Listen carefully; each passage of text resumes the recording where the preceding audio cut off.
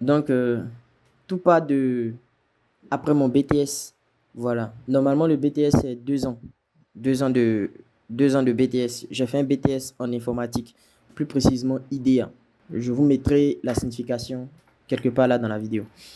Et au lieu de 2 ans, normalement, moi, je fais 3 ans. Voilà, je fais 3 ans parce que la deuxième année, c'est pourtant la deuxième année, on passe l'examen en fait. Voilà, tu fais 1 an de prépa et puis la deuxième année, tu passes l'examen. Si tu es admis, on t'octroie ton diplôme après soutenance. Voilà. Donc, c'est comme ça que je passe le BTS. Je le fais en 3 ans parce que la deuxième année, je ne l'obtiens pas. Alors que dans ma classe, j'étais le majeur.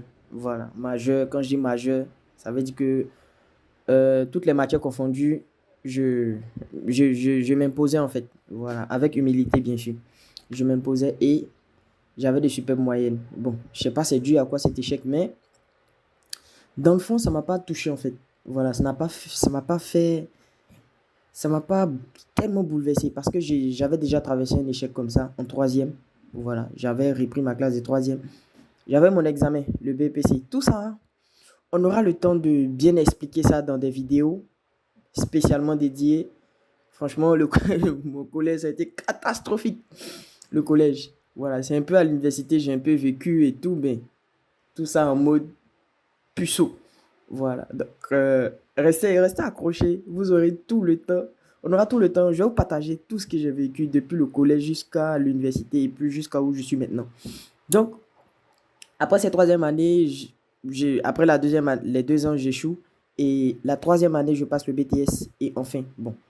D'abord, mais je ne sais pas pourquoi j'ai échoué. Voilà, parce que j'étais pas tout bon. Je ne sais pas si c'était une surestimation ou bien, je sais pas, j'avais tellement confiance en moi que, je sais pas, ça tourne au vinaigre. Mais il faut dire que j'ai bien étudié avant de partir. J'ai bien étudié. Donc, troisième année, je réponds et Dieu fait grâce, j'obtiens mon examen et à la suite de ça, va falloir maintenant postuler, aller déposer ses papiers. Franchement, les histoires de postuler, j'ai jamais vraiment compris. Voilà, et puis je trouve ça vraiment bizarre en fait. Tu mets tes papiers dans, je sais pas moi, une chemise cartonnée ou bien une enveloppe et tu vas dans les entreprises. Tu déposes, tu déposes, Franchement, moi, à mon niveau, je trouve ça bizarre même. Trop bizarre. Je trouvais ça trop bizarre. Donc, moi, qu'est-ce que je faisais? Je fixais les offres en ligne. Voilà, c'est-à-dire je vais sur les sites qui répertorient les offres et en fonction des offres, je postule. Voilà, depuis mon ordinateur, mon CV est déjà là, je l'ai fait déjà et je postule. Je sais pas, après que j'ai eu l'obtention de mon BTS, franchement, je n'ai jamais, bon, quand j'ai jamais, mais je sais pas si vous voyez, mais il m'est pas encore arrivé de mettre les papiers là, comme ça, dans le truc, et puis aller déposer en physique. C'est-à-dire, l'entreprise t'a pas appelé. On t'a pas appelé, on t'a pas fait signe. Toi, tu te lèves, tu mets et tu vas déposer. Franchement, je n'ai pas encore fait ça. Voilà. Les petits boulots de gauche à droite que j'ai eu, c'est de bouche à oreille, en fait. Voilà. Et puis, bon, quand je dis petit boulot, vous savez, on est en Afrique. Petit boulot, c'est la cata. C'est la cata, en fait. Voilà, c'est la cata. Il faut te contenter du minimum. Donc, après l'obtention, je passe combien? 2 ou 3 ans. Ouais, 2 ou 3 ans. Là, comme ça, à faire. Là, là, comme ça. Alors, faut dire que je suis pas chez mes parents, à Abidjan. Ouais, je suis à Abidjan, je suis pas chez mes parents. Mes parents, ils sont à Divo, une ville. Euh, c'est après l'obtention de mon bac que j'ai atterri chez mon oncle. Ben, après l'obtention du BTS, franchement, ça a été très, très compliqué. J'ai dû faire des petits boulots. Ah, même actuellement, je suis dans les petits boulots. Voilà, je suis dans les petits boulots. Mais ce que j'ai dû faire, c'est enseignant répétiteur. Voilà, répétiteur à domicile. Bon, je gagnais pas grand-chose, hein. Je gagnais pas grand-chose puisque c'était des mères des maisons du quartier. Bon, les parents, ils te donnent ce qu'ils veulent. Franchement, il n'y a rien d'extraordinaire dedans. Donc, après ça, je, je suis là. Et à la maison, ça devient catastrophique. Vraiment, ça devient catastrophique. Je ne sais pas si vous avez une idée de cela. C'est, tu es dans une maison et puis l'atmosphère, la pression et tout ça fait en sorte que tu veux pas rentrer dans la maison. J'étais chez mon oncle, mais à un certain moment, je rentrais. En fait, je rentrais quand tout le monde dormait. Voilà, je rentrais quand tout le monde dormait. Ça y est, je sors. Bon, moi, je ne vais pas de porte à porte pour chercher du boulot puisque je fais en ligne. Je sors, Avant même de rentrer, j'attends la tombée de la nuit avant de rentrer. Je sais pas si tu vois. J'attends la tombée de la nuit avant de rentrer. Et franchement, c'était très dur. C'est là que je me suis dit, bon, là, c'en est trop. Faut que je parte. Voilà, faut que je parte. Ah, je me suis assis un bon jour et je me suis donné une deadline. C'est une date limite. Dès que cette date-là arrive, faut que je quitte là. Je ne savais pas où partir. Voilà, je ne savais pas où partir. Dès que cette date arrive, je quitte là. Où partir, je ne savais pas. Mais ce qui était sûr, c'est que je devais quitter. Voilà, je devais quitter parce que je ne supportais plus de rester là à la charge de mon oncle, manger sa nourriture, ne pas participer aux factures, rien. Voilà, franchement, le monsieur, c'est un monsieur au grand cœur. Franchement, il a vraiment supporté. Donc, j'étais là et j'ai eu un petit boulot là. Un petit boulot de... le monsieur, il faisait... On appelle ça comment?